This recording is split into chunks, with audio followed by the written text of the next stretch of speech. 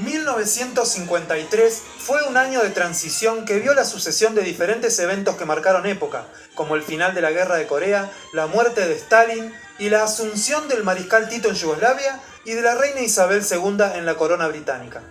Por otra parte, fue el año de la primera escalada hasta la cima del Everest, se describió por vez primera la estructura de doble hélice del ADN y se fundó una de las revistas más populares del siglo.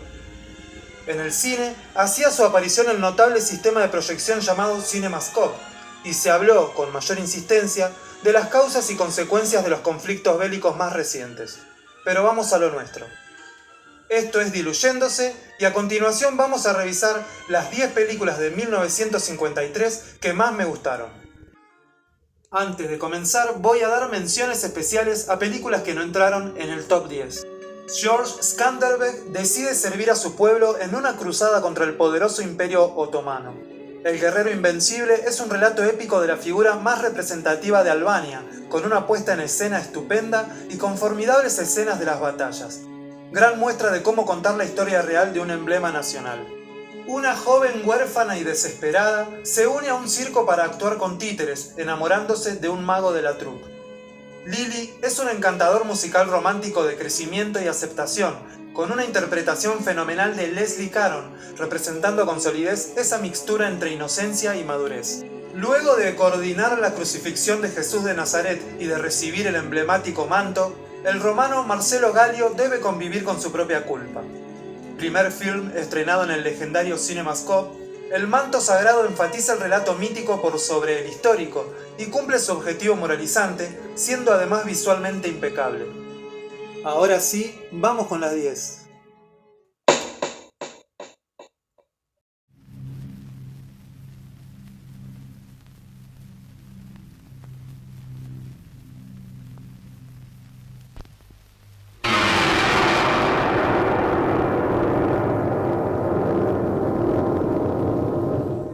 En un día soleado, un B-29 no detectado por los radares deja caer una bomba atómica, con consecuencias devastadoras para toda la población de la isla. Hiroshima es una película para la TV japonesa que muestra los momentos previos a ese fatídico evento, como también las consecuencias inmediatas y a largo plazo sufridas por el pueblo japonés. Las imágenes de Hiroshima son tan elocuentes que hablan por sí mismas. La violencia destruye a los seres humanos. Esas imágenes están estetizadas, ya que no vemos la destrucción real o palpable de esos cuerpos, aunque en realidad no es necesario, ya que los detalles de la debacle, tanto física como emocional, están ahí. La secuencia del post-flashbang es terrorífica, con una excelente fotografía y una cámara que se mueve lenta pero inexorablemente entre los cuerpos y los destrozos, además de una banda sonora que realza el dramatismo de la situación. Una película que se ancla en la importancia de la memoria y que rescata la futilidad de la guerra y del orgullo patriótico.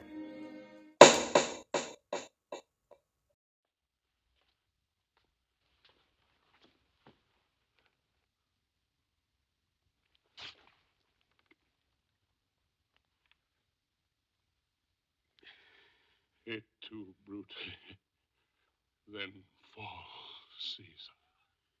Julio César es un monarca justo pero ambicioso, y esa ambición provoca tanto la conflagración de un atentado como también el surgimiento de su mano derecha y amigo personal.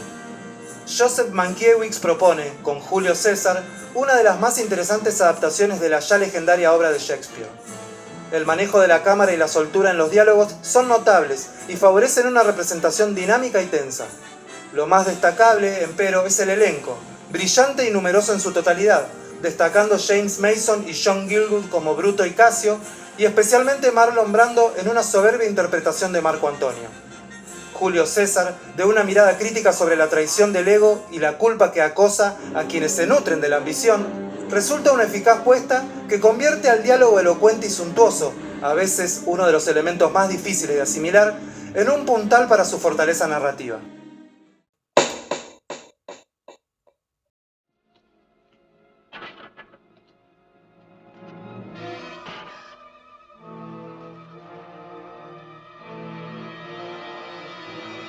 Un pueblito californiano ve turbada su tranquilidad cuando naves marcianas invaden el lugar. La Guerra de los Mundos fue en cierto modo un puntapié inicial para lo que sería, años más tarde, el comienzo de la ciencia ficción moderna en el cine. Recreando con una buena cantidad de diferencias la novela de H.G. Wells, la película de Haskin supuso una gran innovación para la industria por lo impactante de sus efectos visuales, deslumbrantes para la época. A través de la disputa con un enemigo desconocido e impredecible, el film explora las limitaciones de los seres humanos ante un cambio drástico. Por supuesto, no puede ignorarse la alegoría de la amenaza roja contra Estados Unidos en plena Guerra Fría, pero el semblante liberal queda un poco por debajo ante los buenos efectos y el eficaz dinamismo del relato.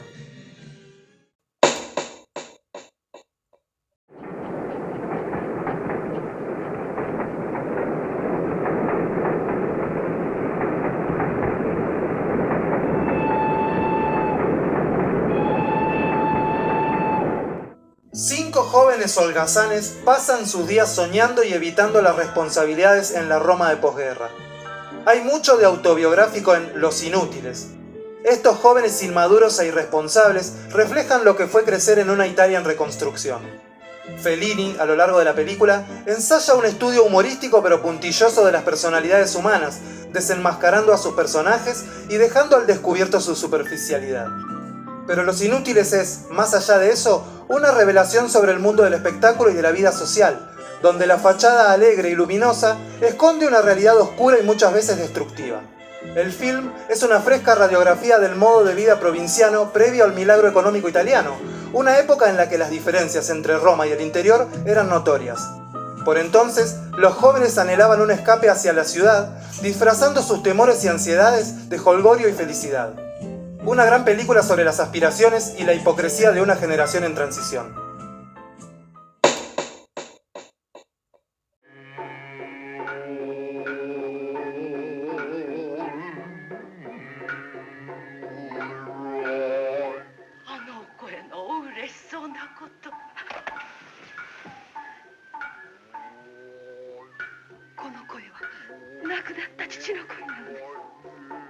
En el siglo XVI, dos hermanos, uno ceramista y el otro obsesionado con convertirse en samurái, se enriquecen vendiendo sus productos en la ciudad, pero hacen caso omiso a las advertencias de que el peligro acecha, en la forma de una bella mujer.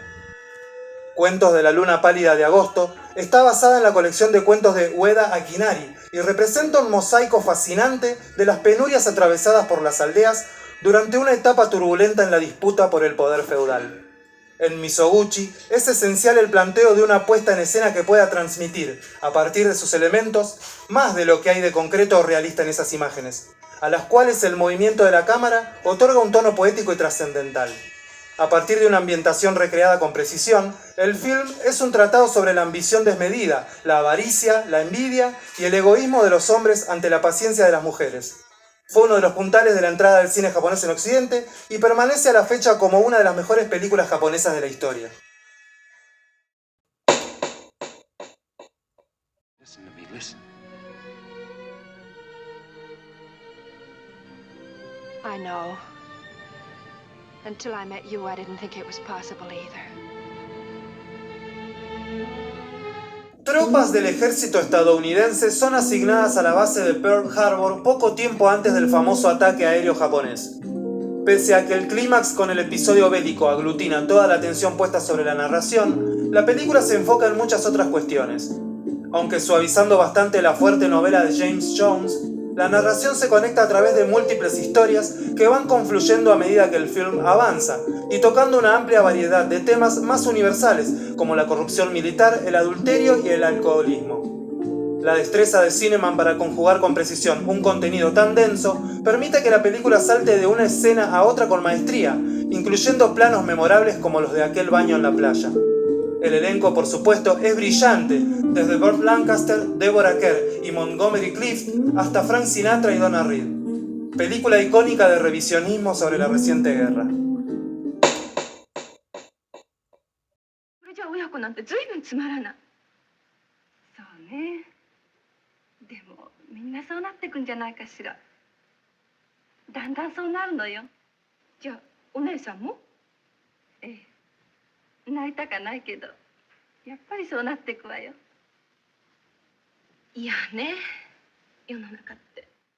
Un matrimonio viaja a Tokio para visitar a sus hijos, pero al llegar chocan con una barrera existencial que los distancia de ellos. Con un argumento sencillo, Cuentos de Tokio es una película profundamente reflexiva y conmovedora. Hay algo en las películas de Yasuhiro Ozu que les permite evadir el sentimentalismo fácil. El director simplemente se acomoda en un espacio reducido y deja que la cámara y los personajes nos cuenten la historia. Esa dinámica funciona tan bien que el film, desde su sencilla narrativa, es como una radiografía del modo de vida japonés de posguerra. Dudo que haya una mejor película para reflejar las ansiedades y las diferencias generacionales presentes en esa época y en ese lugar. Obviamente no hay acción propiamente dicha, pero todo lo que sucede ante nuestros ojos es la vida misma y la aceptación del paso del tiempo. Una película memorable, que exige nuestra paciencia y que, indudablemente, atestigua el amor de Ozu por sus personajes y por la vida. Je me suis jamais mis à table sans me laver les mains. Si je dois faire un macabé, autant que ce soit un macabé présentable.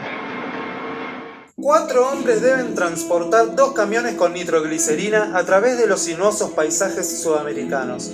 En El salario del miedo, esta suerte de viaje terminal es utilizado por Clouseau para diagramar a 4 personajes diferentes entre sí, cuyo viaje es una forma más de autodescubrimiento. Por obvias razones, la narración sostiene hasta el final una tensión casi insoportable, incluyendo varios giros argumentales que contribuyen a focalizar nuestra atención. Muchos elementos señalan las similitudes de su historia con la realidad en la que las grandes empresas extranjeras afincadas en América del Sur explotaban a sus trabajadores, quienes se hallaban en una situación de abandono e indefensión. La construcción del espacio es crítica para el funcionamiento del film, puesto que ese pueblo caótico y desencantado nos induce a interpretar el posterior viaje como un escape de último recurso ante una situación claustrofóbica y opresiva. Gran film, uno de los mejores thrillers de la década.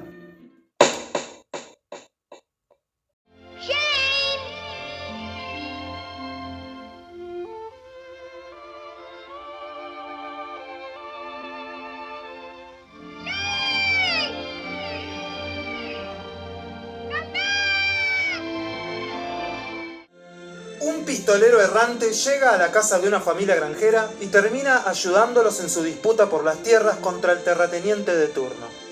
De la novela de Jack Sheffer, Jane es, en algunos aspectos, un western tradicional, en tanto narra la historia de un forastero que llega a un pueblo, lucha por la justicia y sin embargo hacia el final debe abandonar el lugar para confirmar el regreso del status quo.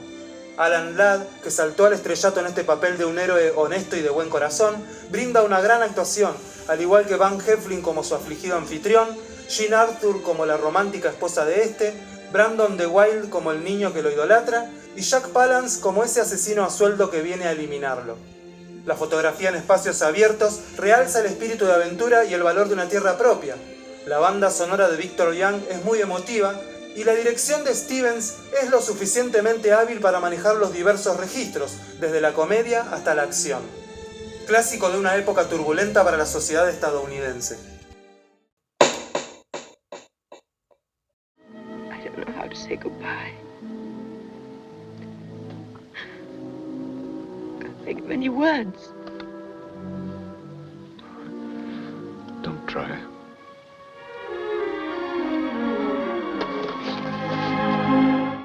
Joe es un reportero en busca de una exclusiva, y Anne una princesa a la que le han dado unos días de descanso por sus ataques de ansiedad.